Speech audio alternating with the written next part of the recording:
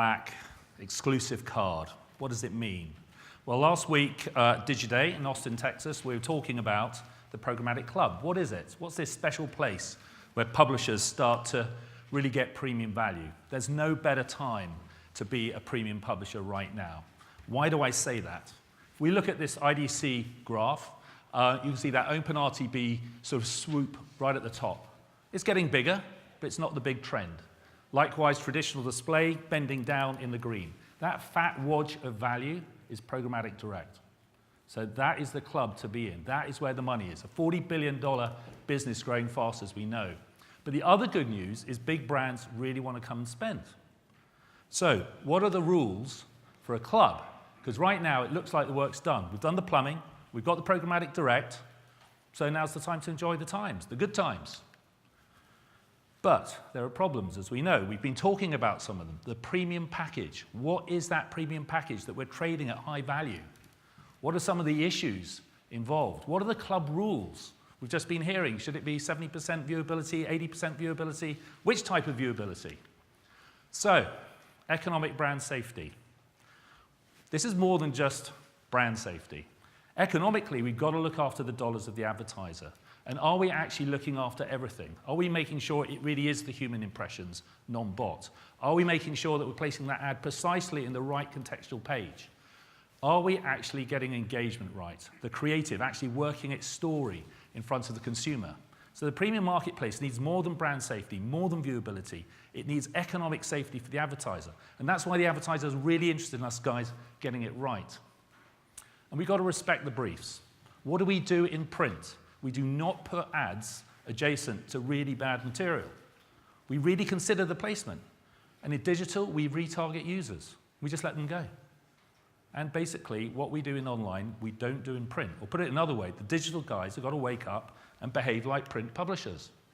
Testing and learning. We've all got to test. How many publishers are out there testing all the viewability vendors, all the fraud vendors? You've got to test and learn, for sure. Now, being Grapeshot, we would say you need a keyword strategy as well. You know, actually work out exactly where that Lufthansa ad is going, vis-a-vis German wings and all those placements. But more importantly, we believe, deal discovery, really important issue. How many publishers are putting their top 10 best-selling packages in a deal space and waiting for buyers to chance across it? When already in the buy space, there are hundreds and hundreds, thousands of advertising campaigns using keywords to already target what they want to buy. Why can't we use keywords as a currency so that the buyers are able to specify exactly the package they want to buy? And finally, you know, ISBA is really having the clarion call. Come on, publishers, wake up, take some responsibility. So I'm really pleased to have Mike Buckley with us today. Mike is Commercial Director at the Telegraph, and we hope to answer a few questions before opening it up to the floor. So Mike, I put up that graph about Programmatic Direct. How big is Programmatic Direct for the Telegraph today? First off, it's great to know that my job's really easy. I didn't realise my job was that easy. But anyway, the Programmatic Direct is hugely important to us. It's part of our key strategy for the business. It's accelerating at an astonishing rate, right? So about 50% of our business nowadays is private marketplaces, which is helping us to speak to brands and trading desks a lot easier. They're not trading so much on the open marketplace, and therefore we're eliminating a lot of those fraud conversations from the get-go, right? Because we've identified deal IDs for them, they can come straight into us. We've been producing content for 160 years. You know what you're getting when you buy into the Telegraph. Okay, and then how does viewability start to sort of come into a deal when you're doing a direct deal? Viewability is the tricky one. As we've just seen, there's no bloody consensus in the marketplace, right? So we're undergoing a process at the moment where we're relaunching the whole site. It's going to take us a while. There's a huge financial cost involved in that. We're reappraising all of our ad formats, all of our ad placements. I'm having to tell developers to do that, while at the same time we don't know how to measure viewability correctly. You can imagine some of the conversations I'm having in the market or with those developers. It's really, really difficult. So, you know, this consensus that everyone was talking about just a few minutes ago is hugely, hugely important. I can't trade on viewability as it currently stands in the marketplace. How can I say to my FD that I've got a set of results for one campaign that tells me it's 50%, I've got a tech provider over here telling me it's 70%, and I've got another tech provider telling me it's 90%. I just can't make any commercial decisions based on those numbers. And it's really, really important that actually ISBAR doesn't just tell the publishers to get their house in order. ISBAR, the AOP, the IAB, everybody's got to get together and solve it, and they've got to solve it really, really quickly. So Mike, I'm aware you're doing a site redesign. What kind of implications does the viewability story have for some of the real sort of hard investments you're making in your platform? Oh, well, it's quite straightforward, right? We make a lot of money from digital. Last year, our digital revenues made up for the loss in print revenues, but all of a sudden 30% of that might be in jeopardy right now because we don't know what we're measuring. Okay, so you've got this sort of huge rise in programmatic direct. Yep. Viewability is a sort of unknown equation. What kind of pressure have you had commercially from people you're doing deals with who've said, hey, I need to have 100% viewability, or I need the Group M viewability standard, or the Unilever one? And how does that affect your commercial discussions? So in much the same way that the agencies are testing and learning stuff, we're testing and learning. At the moment, we're trialling 4 different vendors. We're seeing how that works. And obviously, we're having to be collaborative with the trading desks as well. So a lot of the time when they're speaking to us, they're asking us if we'll trade on viewability. We can't do that, but we are looking at it, asking them which tools they're using so that we can share some of the findings afterwards, right, and then learn from that and see which positions are working for us too. So do you think viewability will come as sort of baseline, it has to be viewable?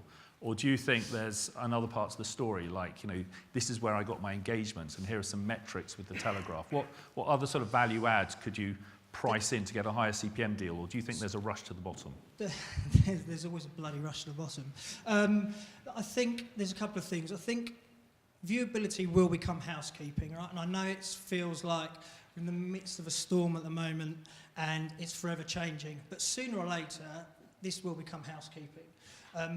We're having to innovate to deliver viewability, so we're looking at different ad models, we're looking at engagement models, we're looking at new ad formats, and we're having to do that on a continuing daily basis. So that you know, publishers have got to do both. They've got to stay on top of the technology, carry out all the due diligence that's associated with it, and at the same time they've got to innovate their own products to help deliver this and to give the advertisers some reassurance, right? Because I've lived through a lot of that unsure behaviour in radio many, many years ago, and all that happens is money leaks out of the medium. We can't, as a business, afford to see money leak out of this medium. Great. Okay, so this is quite a quick session, so can I open it up to any questions? Essentially, you've got a premium publisher on stage, battling with the sort of the brand safety, the sort of wider viewability, the wider economic brand safety I alluded to. Any questions? Excellent. Great. Where do you think the tech cost will end up sitting? I mean, as your view, do you think that'll end up sitting on the publisher side or ad server, etc.? Good question. Probably end up with the publisher, much as I would hate that to happen, but I do think it will. You know, I think it was kind of raised in the panel earlier, you know, in terms of the time an ad renders. So I spend a lot of time, you know, we relaunch our site, we make sure everything's viewable. And then because of all the code that gets placed on an ad, served from the advertiser, all of a sudden my user's gone. Who pays for that? I've done everything possible to sell that impression correctly, and now the user's gone because it's taken too long for the ad to load. You know, that debate has to happen too. And, you know, I'm pretty sure Google, who run my tech stack, won't pay for it. So it's going to be a conversation between me and the advertiser. Is some of the hesitancy for the sell side, the idea that different buyers will be using different metrics, and you've actually got to buy all the types of metrics so you can have the equal currency of measurement? Is that one of your biggest fears?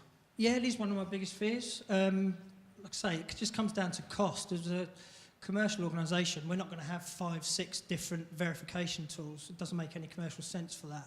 So we're going to have to pick probably 2, maybe 3 if we're lucky, but definitely it'll be 2. So we're all going through this phase at the moment. We're trying to pick out 2 winning horses out of how many were there on stage? 4, maybe 5?